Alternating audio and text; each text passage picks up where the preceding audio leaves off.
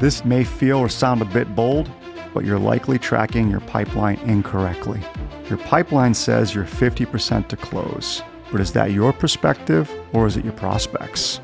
In this snippet, I'm telling you how to stop obsessing over the percent to close number and base your pipeline predictions off of 3 factors that actually matter. So Dan, you've been in sales for like 100 years. So what have you seen from your experience as far as how sales organizations are tracking their prospect pipelines? Well, Kylie, after 100 years, I have a lot of memories I got to sort through.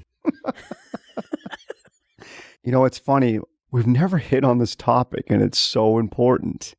Most sales organizations and individuals do a pipeline tracking system based on where the sales professional thinks they are in their sales process. But it's about the prospect and where the prospect is within their decision-making process. So being in sales, like you said, for 100 years, okay? I rounded down. You rounded down. Thank you. I remember so many times from an organization standpoint, individual standpoint, where we would measure, and I've seen this day in, day out with our current clients or other businesses, where everybody measures based on where they think they are in the sales process. Like 25% to close would mean that we had a first conversation, we learned X, Y, and Z, and we found some pain. Okay, great. That's where you think you are from a sales standpoint. But how did that prospect leave the meeting? What's on their mind? And then you go to like 50% to close. 50% to close might be that we better defined the pain, we gave a demo, and the prospect agreed to receive a presentation or a pitch as next steps. Okay, again, you did the demo, you gave the pitch. Yes, maybe the prospect agreed to receive official presentation, but how did they still leave that meeting? What was on their mind? What are they thinking about now, a day or two or a week or two after that meeting? And then you get to the 75% to close, right? Which is we've identified all the decision makers, we've asked all the questions, we found the pain, we gave a demo. This is our 4th meeting. They said they were going to make a change, all of that. And so we're 75% to close. We got something to quote. Yeah. We've qualified them. I love that. We've qualified them. Yeah. As a fit for us. All right. But again, how did your prospects leave the meeting? What are they thinking about? So, for example, how many times have you been in a meeting and at the end of the meeting where there was a 2nd, 3rd, or 4th meeting, a presentation or whatever it might have been, and that prospect looks at you and says, "This has been fantastic. This has been great. You've given us a lot to think about. Give us about 2 or 3 weeks and let's connect then. And we'll go from there. We'll let you know what we're going to do." All the time. Right. But let's backtrack now. What does everybody think happens when that occurs? It went great. They loved us. But the prospect's going to leave the meeting and they're going to go about their normal business.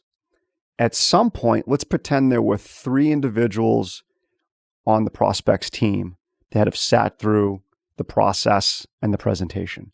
Those 3 individuals at some point are going to connect via email, maybe a couple days later, maybe a week later, could even be 2 weeks later, right? Or not at all, but let's pretend they do connect. What do you guys want to do? Do you guys want to meet? Do you want to discuss the proposal? All of a sudden, reality sets in. One of your prospects says, "Well, I do like the presentation. I like what they had to say. We got a lot going on right now. Are we sure this is the time we want to be taking on another change, something new in our business?" Another one of the prospects responds, "Yeah, I kind of agree. I know we've outgrown our current partner, but at the same time, they've done a decent job. Maybe there's a few adjustments our current partner could make. Help us buy another 6 or 9 months or another year on this. Give us a little bit more time to really figure out what we want to do in this situation." Or, hey, we can go back to our current advisor and show them this price and drive down our current pricing and then we don't need to make a change. At least not for now. That is a very common occurrence because, as we've talked about in past episodes, human nature is to avoid variability. So now you got these 3 prospects who have left the meeting. Yeah, they may have enjoyed the presentation or the demo. Yes, they may have told you that they're going to think through a decision. They're going to let you know in 2 or 3 weeks. But again, reality kicks in, biases kicks in. All right. The need to stay comfortable, the need to avoid uncertainty kicks in. In that real world of your prospect, it's so much easier for them at that point to then try to buy time and push the decision out. And then they'll spend their energy talking themselves into why status quo makes sense. Here's the thing about pipeline. If you manage your pipeline based on how you sell and your perception of the conversation, you're going to miss all the key questions and all the key conversation points to truly help that prospect become more objective in their debate and evaluation. We always call it here is, that meeting that none of us are ever invited to. When the prospect sits down, they try to debate change. Well, how good are any of us at being objective on our own? We're not. Terrible. We suck at it. Yeah. So making the switch to how your prospect might be thinking and feeling and how they're assessing change is a huge factor. Dan, there's 2 themes I picked up on as you were talking through all of this. One, we as salespeople make it about us. And 2, we're not asking the questions that could potentially tell us the truth about where the prospect's actually at. That is correct. Again, I don't understand why we do 25%, 50%, 75%, or 90% to close. And I don't understand how we assess that based on what we want and what we see in terms of our sales process, because it's not about us.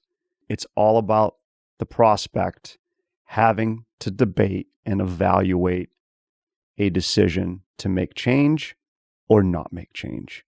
And so why not take the pipeline and how you manage your pipeline and how you evaluate it, and evaluate it based on the prospect's decision-making process.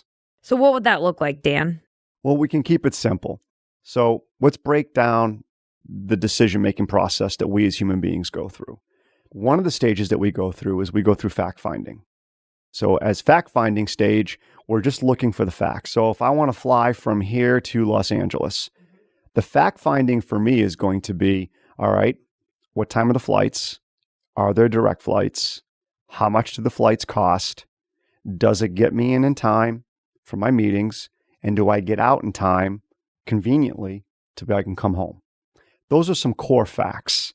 Now, I could throw some other facts in there like, okay, do I have miles that I could use? Do I have any kind of status where I can get some upgrades based on how much I use that particular airline? Those are still all facts. That's the first thing we all go through when we're trying to assess making a decision or assessing change. One of the next steps that we go through is what's called impact. This is a critical step that most sales professionals completely miss.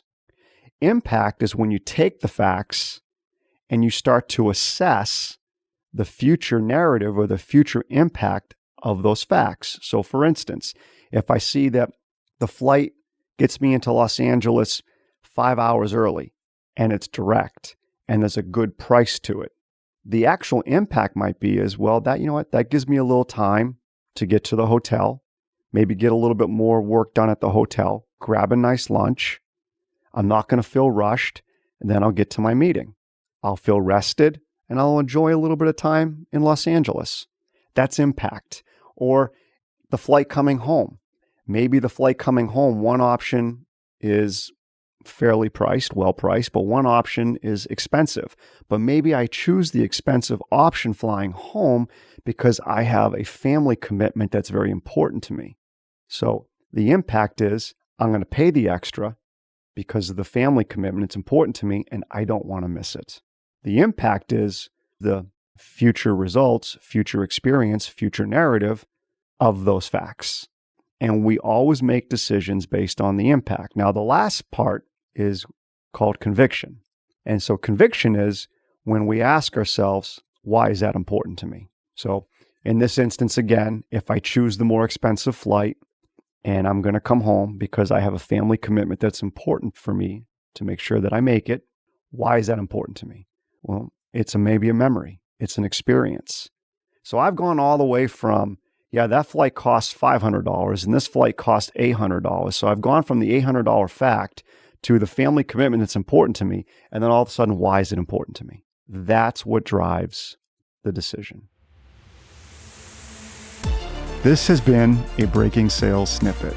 To hear the rest of the conversation, check out the episode linked in the show notes and subscribe to the show so you're the first to know when a new episode drops.